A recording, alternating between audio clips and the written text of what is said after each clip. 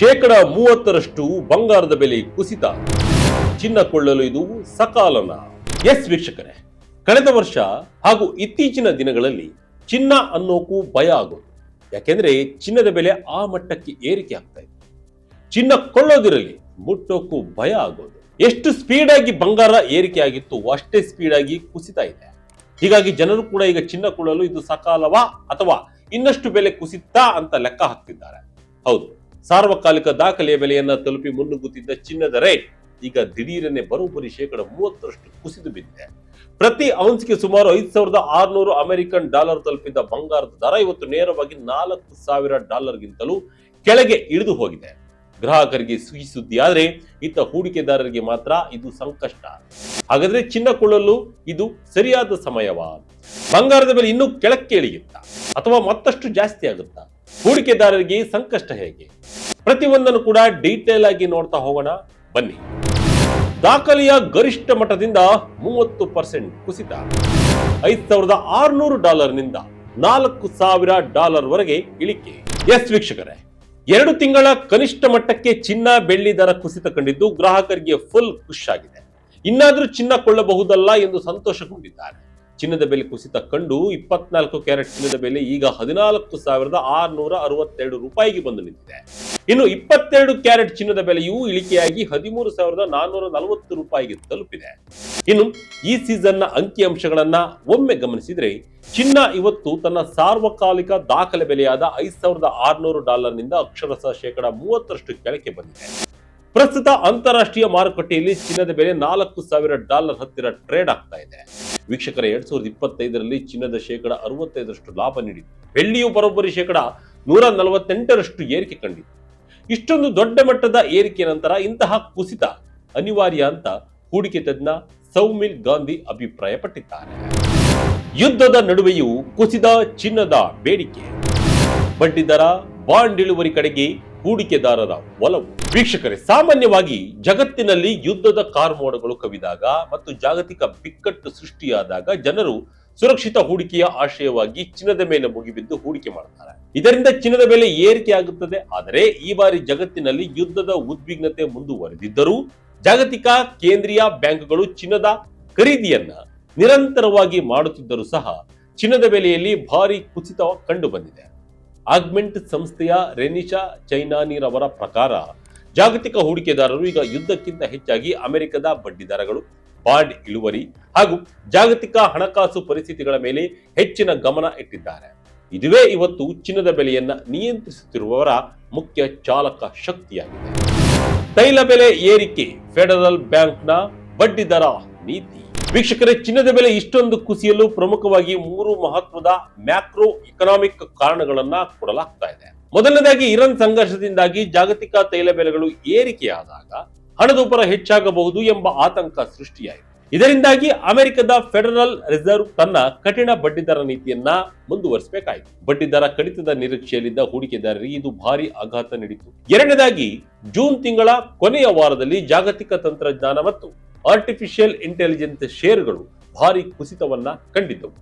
ಇದರಿಂದ ನಷ್ಟ ಅನುಭವಿಸಿದ ದೊಡ್ಡ ದೊಡ್ಡ ಇನ್ವೆಸ್ಟ್ಮೆಂಟ್ ಫಂಡ್ಗಳು ತಮ್ಮ ಮಾರ್ಜಿನ್ ಹಣವನ್ನ ಹೊಂದಿಸಲು ಚಿನ್ನ ಮತ್ತು ಬೆಳ್ಳಿಯಂತಹ ಸಾಲಿಡ್ ಆಸ್ತಿಗಳನ್ನ ಮಾರುಕಟ್ಟೆಯಲ್ಲಿ ಮುಗಿಬಿದ್ದು ಮಾರಾಟ ಮಾಡಿ ನಗದು ಹಣ ಕ್ರೋಢೀಕರಿಸಿದವು.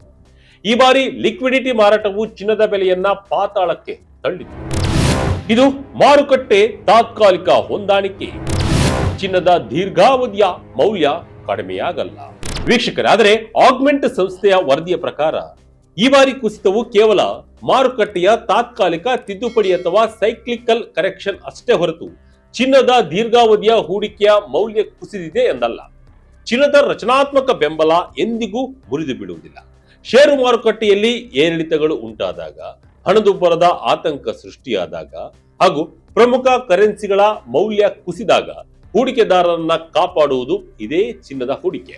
ಹೀಗಾಗಿ ದೀರ್ಘಾವಧಿಯಲ್ಲಿ ಚಿನ್ನದ ಮೌಲ್ಯ ಎಂದಿಗೂ ಸುಭದ್ರವಾಗಿರುತ್ತದೆ ಎಂದು ರೆನಿಶಾ ಚೈನಾನಿ ತಿಳಿಸಿದ್ದಾರೆ.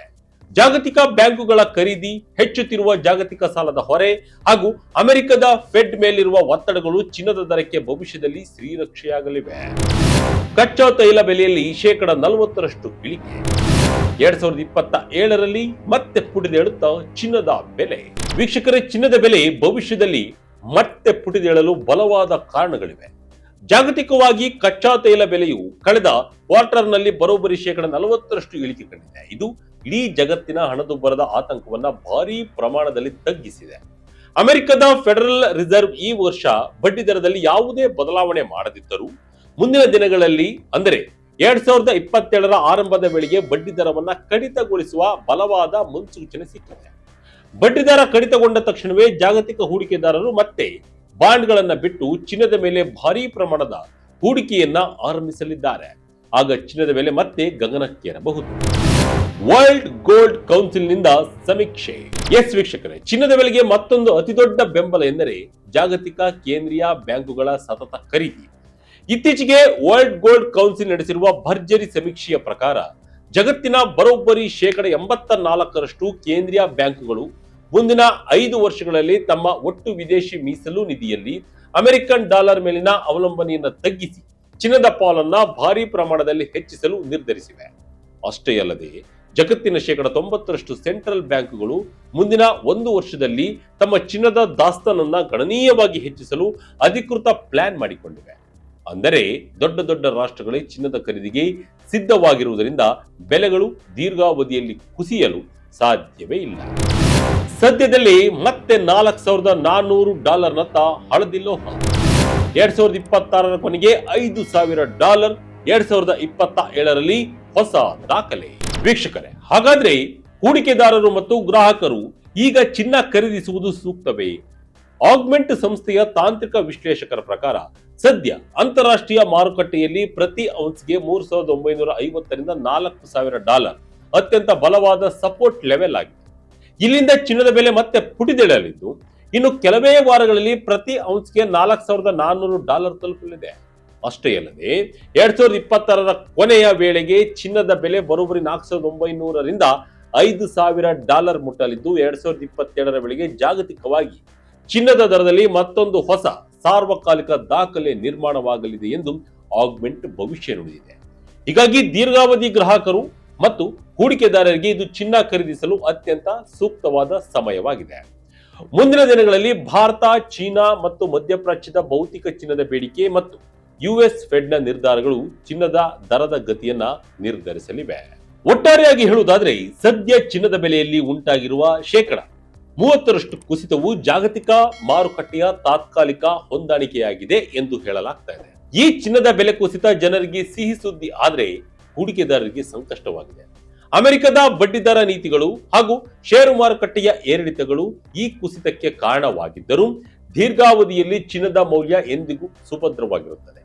ವರ್ಲ್ಡ್ ಗೋಲ್ಡ್ ಕೌನ್ಸಿಲ್ ವರದಿಯ ಪ್ರಕಾರ ಜಾಗತಿಕ ಕೇಂದ್ರೀಯ ಬ್ಯಾಂಕುಗಳು ಚಿನ್ನದ ಖರೀದಿಗೆ ಹೆಚ್ಚಿನ ಆಸಕ್ತಿ ತೋರಿಸುತ್ತಿರುವುದರಿಂದ ಮುಂದಿನ ದಿನಗಳಲ್ಲಿ ಬೇಡಿಕೆ ಮತ್ತೆ ಪುಟಿದೇಳಲಿದೆ.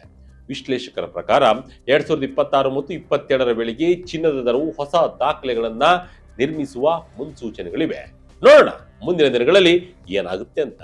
ಇದಾಗಿತ್ತು ಈ ದಿನದ ಅಪ್ಡೇಟ್. ಇದೇ ರೀತಿಯಾದ ಅಪ್ಡೇಟ್ಗಳಿಗಾಗಿ Vijaya Kanaka website, YouTube page, Facebook page follow ಮಾಡ್ತಾ ಇರಿ. ಧನ್ಯವಾದ.